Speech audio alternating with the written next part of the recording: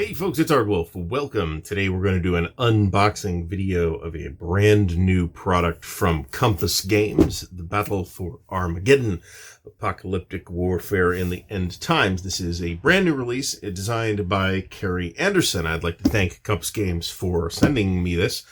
Let's take a look at what we get here. It is in the standard Compass Games 2-inch box.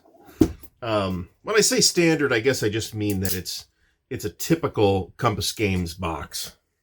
They do some games in larger or smaller boxes, but most of their games are in a 2-inch box, similar to this one. So, and it's fairly heavy, so I imagine we're going to get a mounted map in here. Let's find out. Fairly nice cover. I mean, obviously it's kind of like a composited cover. So the theme here is that it is the biblical end times and shit's getting real. So let's see how that works out. So we have a bunch of cards which look like they are in two different decks. Take a look at those in a moment. Here is a clarifications sheet. Looks like there's some mild map errata. And the rest of these are like actual clarifications. We have 4 custom dice. These are actually interesting.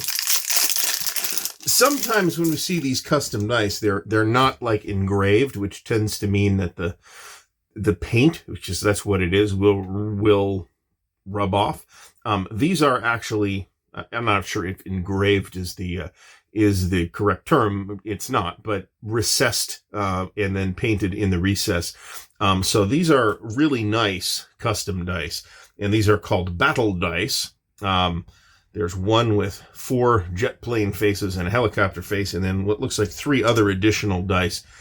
This is reminding me of a commands and colors type of thing, but don't quote me on that. All right. So let's see what else comes in this thing. Here is what looks like the rule book. It is glossy paper, relatively large print, and 20 pages. With a rule summary in the back, which is a nice touch. I always like to see that kind of thing. So we have quite a bit of, I guess instead of, in addition to, I suppose, designer's notes, we're getting here's how we worked this scenario out from the biblical sources. Some frequently asked questions. So actual rules look like they amount to 12 pages, which I would expect a game like this to be relatively rules light. And I suspect I'm right here. Okay, so we have some of these cards. These are quite thick. These look like reference cards. Front and back, so there's what's not called, but what is, in fact, a TEC on one side. And it's a hex map, which we'll see in a minute. And I just looked over at it and found something that I had not expected. So again, we'll see in a minute. And then it looks like we have how all of the units work on the other side. And there are... Okay, these are all different, actually. So campaign games, there's a 6-player game. Okay, cool. So you have different player loadouts for the 2 6-player games. Here is Battle Game 1, Battle Game 2. These look like scenario cards, but there's not much information on them. Battle Game 3 and 4. And then 5 and 6. So these look like I said, scenario cards. We have a map, which is a mounted map. A little bit different. If we look at the form factor here, you'll notice that that's a different aspect ratio than we typically see in wargame maps and Compass maps, I suppose, in particular. That is not a problem. That's just unusual. Okay, and it is an 8-panel map, which... try and... Sometimes the trick is unfolding the map, and sometimes the trick is unfolding the map without punching the camera. Okay. So yeah, it looks like it lays pretty flat. Looks like it needs a little bit of rest on the desktop. But we can see this is the Middle East. The hexes are quite oversized. They're close to what I would say 2-inch hexes, which is often nice to see, and which is kind of atypical, but again, in this kind of hypothetical situation, maybe that's completely appropriate. And then we have 2 counter sheets. Looks like roughly 5/8 inch counters, pre-rounded. I would be surprised if these did not fall out of the sheet. I'm a little surprised they didn't fall out of the sheet when I pulled them out of the box, actually. And we have, let's see. I'm not going to go through the specifics of the scenario here because I don't want to misstate anything, and it's the kind of topic that might get people riled up. So, there are multiple factions. The counter stock is on the quite thick brown core stuff that we've seen lately from Compass Games, at least in their games with mounted maps. So let's take a quick look at the cards, and there's a lot. There's looks like about 150 cards. So let's take a look here. So there's the black deck and the red deck.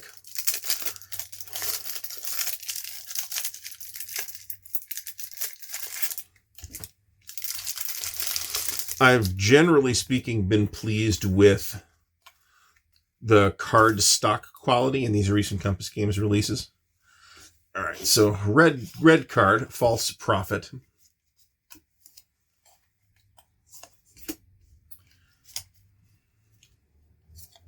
Are they all false prophets? Well, presumably there's other different red deck cards in here. Oh, here's a cruise missile. Okay, and then we have, looks like this is a card-driven game. And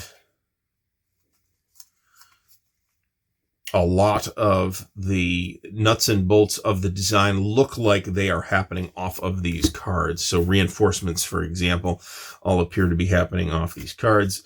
There's an alliance card. There's another alliance card. Okay. Let's look at these cards. Since I think we're going to get some kind of sense of pacing from the Euphrates dries up. Gog of Magog. There's the Antichrist. I suppose, doesn't he get a counter? I mean... And does he look like Sam Neill is my other question. There's cards for nuclear weapons and anti-missile defenses, Burning Mountain, Darkness.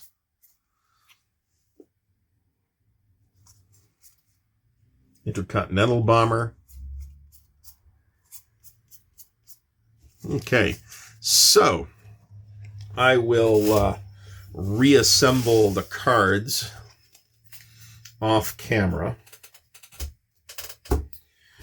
But what we have here is the Battle of Armageddon, brand new from Compass Games, and production values look pretty high.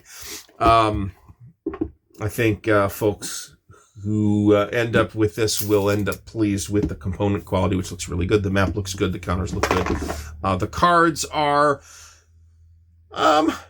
there's not like a ton of... The cards are not ornate, but the stock is nice. I mean, this feels like a good card stock.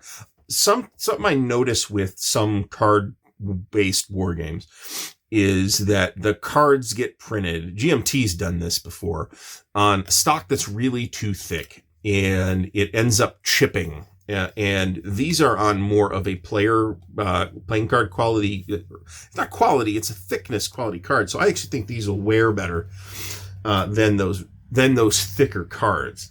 Nevertheless, if you're going to play this more than once, I would probably recommend putting the cards in sleeves anyway, and they do appear to be standard game-sized cards, which is not standard playing card size in the U.S., actually. You could thank Magic the Gathering for that, by the way, that kind of shifted the standard game card size from the US standard to the European standard because they were originally printed in Europe. So, Battle for Armageddon, new release from Compass Games, designer Carrie Anderson, brand new, so give it a look. I will put a link to the product page in the video description if you would like a more detailed look at it. In the meantime, I would like to thank you for watching. If you have enjoyed the video, please give it a thumbs up. Please do subscribe to the channel and click the little bell icon to get notified when new content comes out.